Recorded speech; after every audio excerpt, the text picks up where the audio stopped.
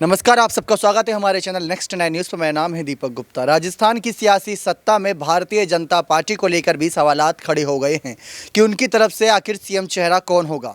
इस मामले पर सचिन पायलट खुलकर बोले हैं। जी हां, सचिन पायलट ने भारतीय जनता पार्टी को मुंहतोड़ जवाब दिया।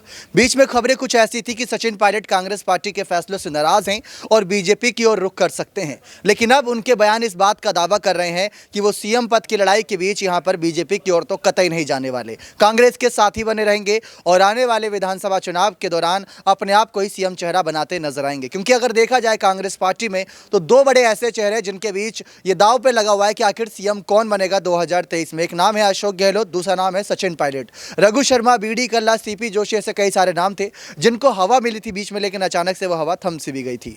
लेकिन अब सचिन पायलट खुलकर भारतीय जनता पार्टी पर बोले हैं और उन्होंने साफ कहा कि बीजेपी एक विरोधी पार्टी के तौर पर 4 साल के अंदर ऐसा कुछ भी नहीं कर पाई जिससे गहलोत सरकार थोड़ी बहुत भी हिली हो। लेकिन सचिन पायलट ने सियासत हिला दी थी जब उन्होंने मानेसर जाकर 45 दिन तक बगावत की थी।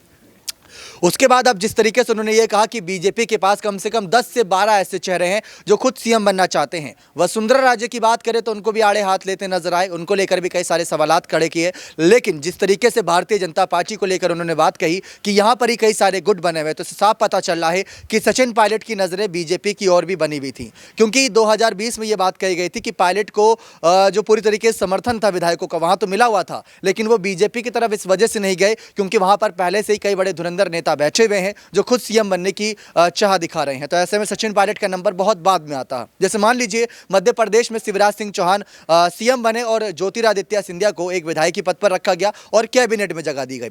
ठीक वैसे ही सचिन पायलट के साथ भी होता, उनको सीएम नहीं बनाया जाता। तो इस बीच यहां पर जिस तरीके से सचिन पायलट खुलकर सीएम पद को लेकर बोलते नजर आए, ये बात तो साफ है कि उनकी नजरें सीएम पद पर बनी हुई है और कांग्रेस पार्टी से उन्हें उम्मीद है कि आज नहीं तो कल गहलोत के जाने के बाद उन्हें सीएम बनाया ही जाएगा। अब देखना दिलचस्प रहेगा कि सचिन पायलट को लेकर भारत जोड़ो यात्रा के दौरान क्या बड़ा ऐलान होता है। भारत जोड़ो यात्रा को लेकर सचिन पायलट लगातार संदेश दे रहे हैं कि जनता को ज्यादा से ज्यादा इस यात्रा में जुड़ना है और भारत जोड़ो यात्रा को सफल बनाना है। अब देखते हैं क्या रहता है अगला कदम सचिन पायलट का भारत जोड़ो यात्रा और सीएम पद को लेकर। बने रहे चैनल के साथ, ऐसी और तमाम जानकारियों के लिए बहुत बहुत धन्यवाद।